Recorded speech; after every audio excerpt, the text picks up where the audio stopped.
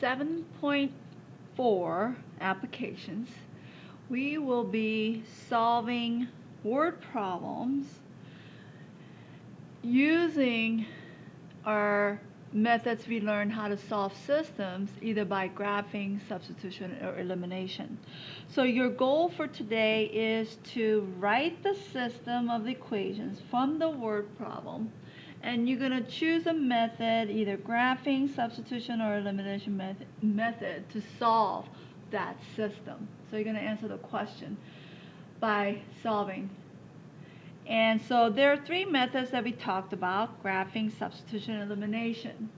So we want to use graphing when it is easy to graph and when it's easy to locate the solutions, because you're looking for where the two lines intersect. So that's the only time when we will use graphing, when it's easy to graph and easy to locate the solution. So I want my answers to be whole numbers or integers. Second method is substitution, and we want to use substitution method when either x or y is by itself in the equation, or we would say at least when one of the equation is in slope-intercept form, so y equals mx plus b. So that's the only time I would use substitution. Or if you have a standard form and if it's easy to convert it to either y or x by itself, then I would use it too. And then the third method is elimination method. And I would use the elimination method by when both equations are in standard form, ax plus by equals c. So when it's both are in standard form, then I would like to use elimination to add the two equations together to eliminate one of the variables.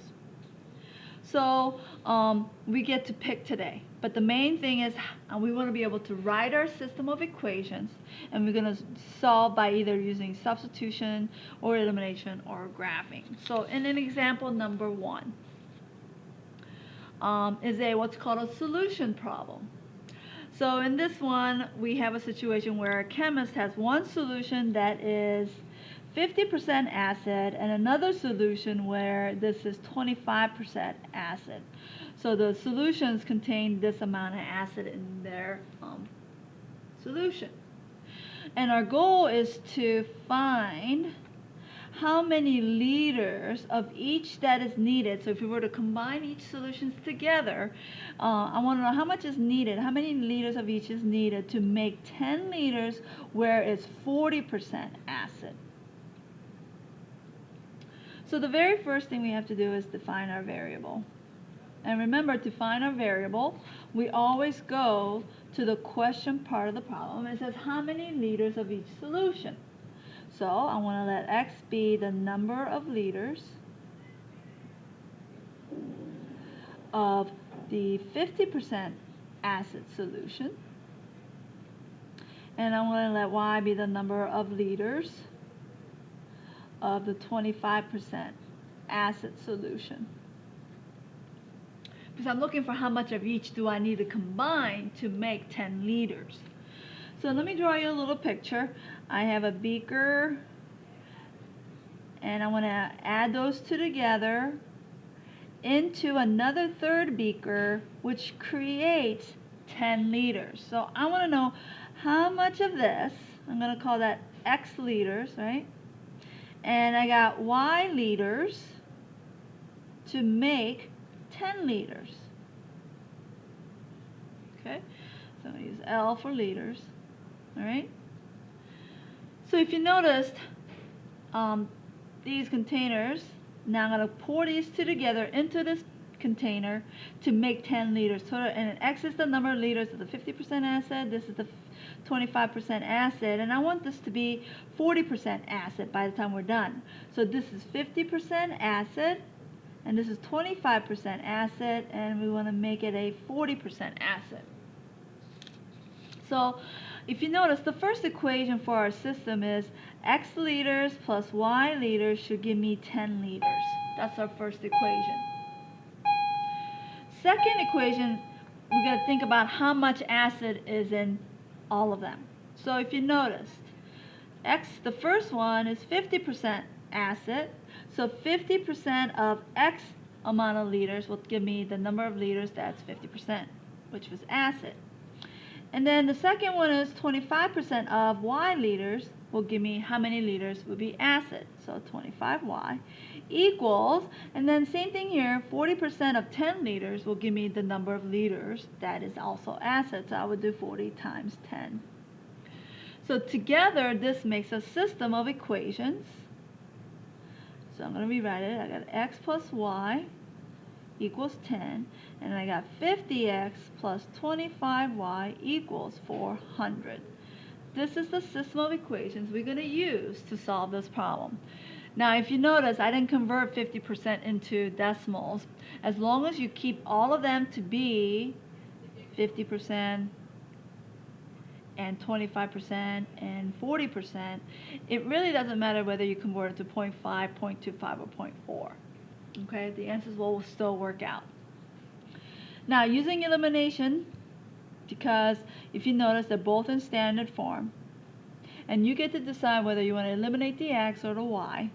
And in my case, it really doesn't matter. I wanted to eliminate the x, so I'm going to multiply the top by negative 50 so that when I add them together, the x's will cancel out. So I'm going to multiply the top by negative 50.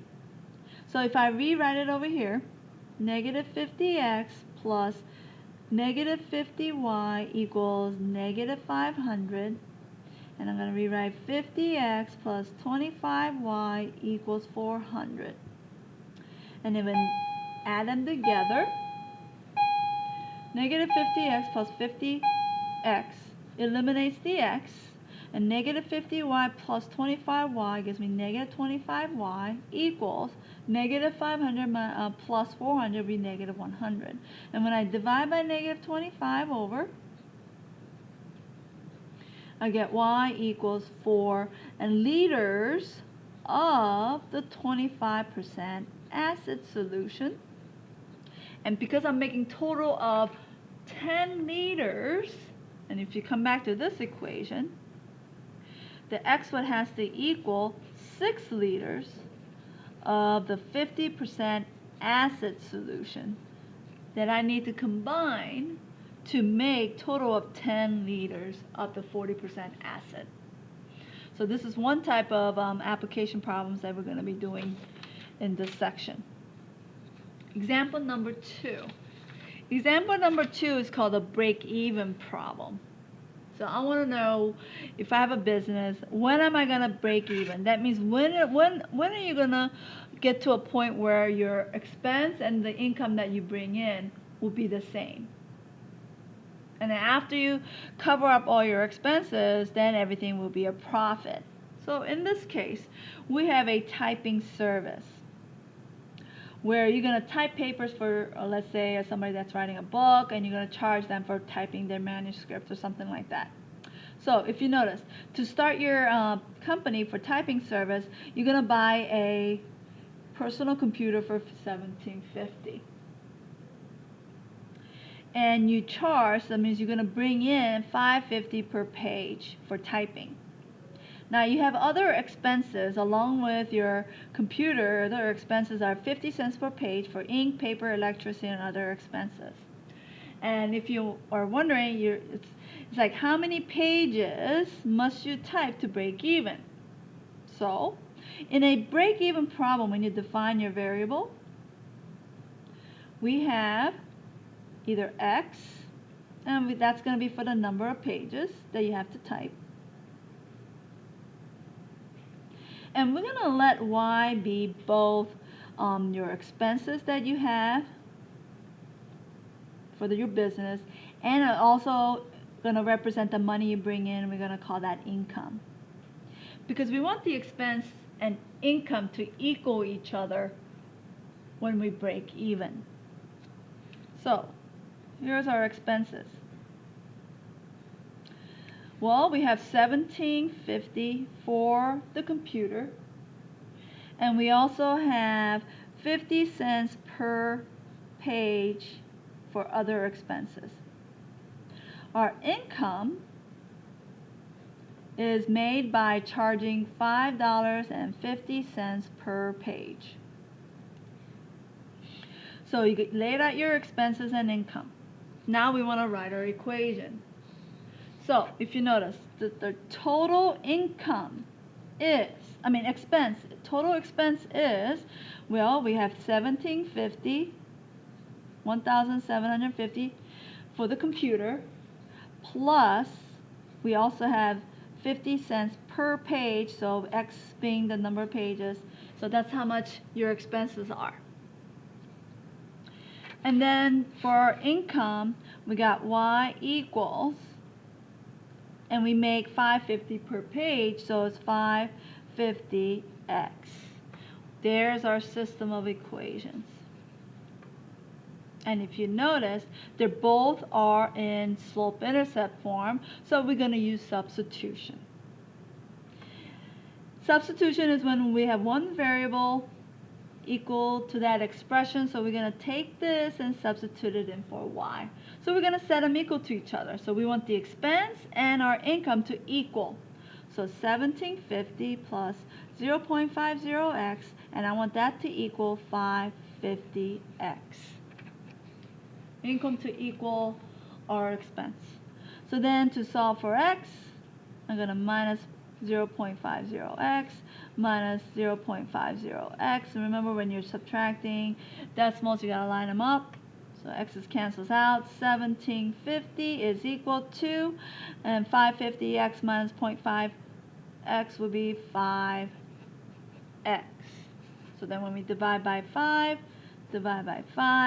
number of pages that we need to type to break even will be 350 pages. So 350 pages to break even. And so after 350 pages, we will make the profit. And if you notice, the expense is 50 cents per page, and we bring in 550, so the profit that we will make per page will be $5 per page. So anything above 350, we multiply by the number of pages that we type above 350 and multiply that by 5, and that will make it our profit. And so this is a break-even problem. So key to this one is you want to separate your expenses from your income like this, and you write your equations for both, where X is the number of items that you're looking for, and Y will always represent either the expense or income, because we want them to be equal. The last type of word problems that you will see is called the airspeed or wind speed problem. Airspeed, wind speed, or boat speed, or water speed problem. So in this case right here, we have a situation where you fly from Miami to Seattle, Washington, and it takes you 7 hours to fly 2,800 miles. At the same time, your friend flies from Seattle to Miami, so he's going in the opposite direction. And his plane travels the same average speed as your plane, but it takes him only 5.6 hours. I want to know what is the average airspeed of the plane and average of wind speed So if you noticed, depending on how you're flying, going from Miami to Seattle, it took 7 hours. But to go from Seattle to Miami, it took less time. So that tells me that going from Seattle to Miami, I was going with the wind. So the wind was actually pushing the plane to go a little faster. And the one going from Miami to Seattle, because it took longer, we're fighting against the wind. So because it says to find the average airplane speed and wind speed, we're looking to define, we're going to let x be the average airspeed of the plane, and we're going to let y be the average wind speed.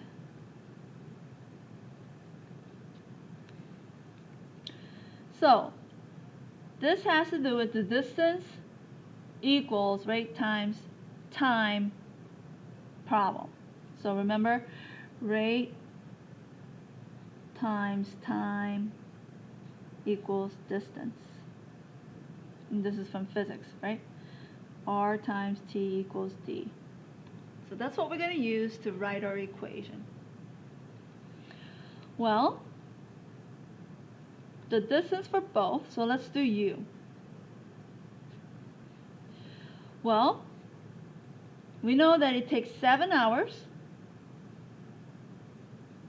to travel 2,800 miles. Now, the speed these are my speeds. And to go from Miami to Seattle, it took longer, so we're fighting the wind. So the wind slows us down. So in this case, the speed that we're going from Miami to Seattle, we're going to subtract the two speeds. We're going to do x minus y because it's going against the wind. Okay? And then your friend, it took him 5.6 hours, same distance, but this one, it went shorter time. That means he was going with the wind. So we're going to add the two speeds together because it makes, when the speeds are together, it makes it go faster. So there's my system of equations right here for you and your friend. Now the easiest thing to do is to divide and get x minus y by itself, and then divide and get x plus 5 by itself. So what we're going to do is I'm going to rewrite this. X minus y times 7 equals 2,800. I want to get this by itself, so I'm going to divide by 7, and I'm going to say x minus y equals, those cancels out, and this will be 400. And then second one, x plus y, multiply by 5.6 equals 2,800.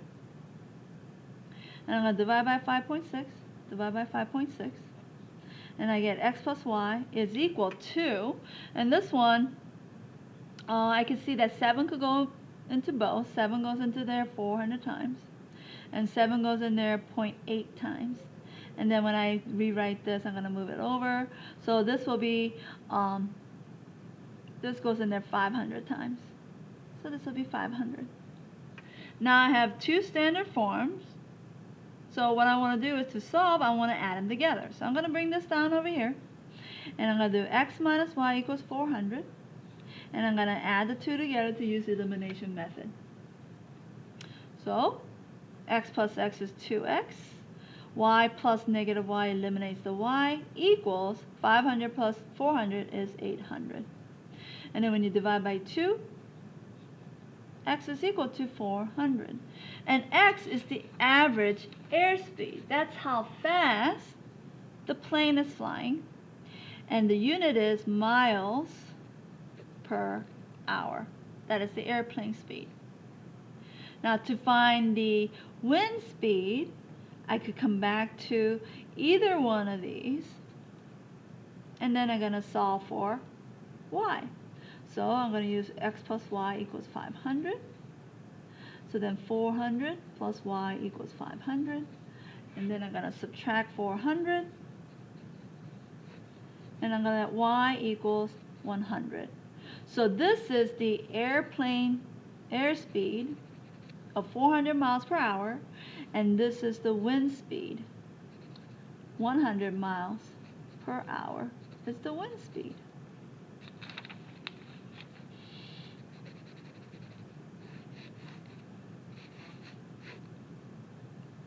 So when you see a boat and water going down the stream or something like that, if you're going downstream, you're going with the water speed, and if you're going upstream, you're going against it. So those are the speeds that you have to subtract. And then going down together downstream, you got to add those two speeds together. So this is the example for airspeed, wind speed problems. Okay?